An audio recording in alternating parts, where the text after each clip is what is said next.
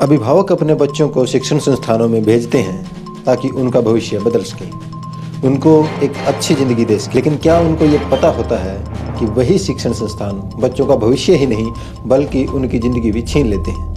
ये आरोप मैं शिक्षण संस्थानों पर नहीं लगा रहा, लेकिन उनके द्वारा जो प्रेशर दिया जाता है पढ़ाई को लेकर के, उस प्रेशर की वजह से कितने बच्चों की ज़िंदगी चली जाती है। आज जो मामला मैं आपको बताने वाला हूँ वो आपको ये सोचने पर मजबूर कर देगा कि हम अपने बच्चों का भविष्य बना रहे हैं या उन्हें मजबूर कर रहे हैं ऐसे काम करने पर जिनसे उनकी ज़िंदगी शुरू होने से पहले ही ख़त्म हो जाती है। मामला शिक्षा की नगरी कही जाने वाली कोटा राजस्थान से है, जहां एक अभ्यर्थी ने कोटा में अपने जीवन लीला समाप्त कर ली। कोटा जेईई की तैयारी कर रही और मंगलवार को जेईई परीक्षा में बैठने वाली एक 18 वर्षीय लड़की ने सोमवार देर सुबह बोरखेड़ा पुलिस थाना क्षेत्र में अपने ही घर में वेंटिलेशन खिड़की से लटक कर आत्महत्या कर ली और सुसाइड नोट में लिखा, क्या मम्मी पापा मैं नहीं कर सकती इसलिए आत्महत्या कर रही हूँ, मैं लूजर हूँ, मैं सबसे खराब बेटी हूँ, सॉरी मम्मी पापा, यह आखिरी विकल्प है। सोचिए, जिस लड़की की उम्र मात्र 18 वर्ष थी, जिसकी परीक्षा शुरू भी नहीं हुई थी, उससे पहले ही आखिर क्यों मजबूर हुई इतना बड़ा कदम उठाने के लिए। मृतक लड़की की पहचान निहारिका सिंह सोलंकी के रूप में हुई है।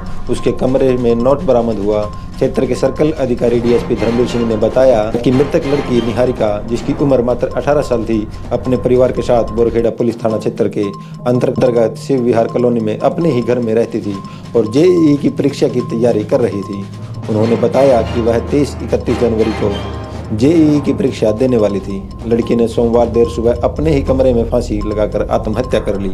उसके कमरे से बरामद सुसाइड नोट से पता चलता कि वह पढ़ाई को लेकर तनाव में थी और खुद की परीक्षा में सफल होने में असमर्थ पाती थी। मृतक लड़की 3 बहनों में सबसे बड़ी थी और उसके पिता कोटा के एक निजी बैंक में गनमैन की नौकरी करते हैं। यह परिवार मूल रूप से झालावाड़ जिले के खुर्द गांव का रहने वाला है और पिछले 3 साल से कोटा में रह रहा है।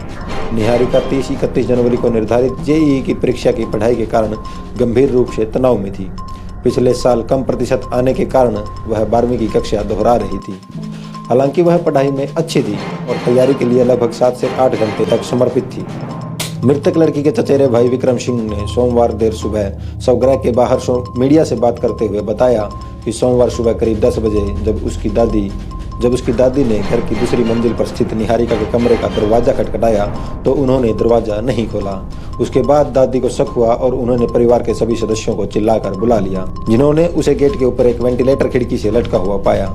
उन्होंने कहा, देश की कोचिंग हब कोटा में कोचिंग छात्र द्वारा आत्महत्या का इस साल का यह दूसरा मामला है, जहां 2023 में कोचिंग छात्रों द्वारा आत्महत्या के 26 मामले देखे गए हैं, जो अब तक का सबसे अधिक है। इससे पहले 23 जनवरी को एक नीट अभ्यर्थी जो उत्तर प्रदेश के मुरादाबाद जिले का निवासी था, जिसका नाम मोहम्मद जैद था, जिसकी उम्र मात्र 19 साल थी, लगभग 1 साल से अधिक समय से कोटा के एक कोचिंग संस्थान में नीट यूजी की तैयारी कर रहा था और न्यू राजीव गांधी नगर में एक छात्रावास के कमरे में रह रहा था। जवाहर नगर थाना के अंतर्गत छात्रावास के कमरे में फांसी पर लटका मिला। हालांकि उसके पास कोई सुसाइड नोट बरामद नहीं हुआ, लेकिन कहा जा रहा है पढ़ाई के तनाव को लेकर के उसने सुसाइड की।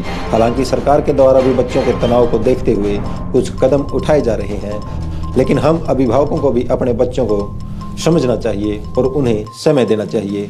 हम उनसे क्या चाहते हैं ये सोचने की जगह ये भी सोचना चाहिए कि वो क्या चाहते हैं। आप इस वीडियो पर क्या विचार देना चाहेंगे ये कमेंट बॉक्स में ज़रूर बताएं। एक अभिभावक को ऐसे हालात में क्या करना चाहिए यह भी ज़रूर बताएं। आज के लिए इतना ही, मिलते हैं फिर किसी वीडियो में। तब तक के लिए जय हिंद, जय भारत, वंदे मातरम।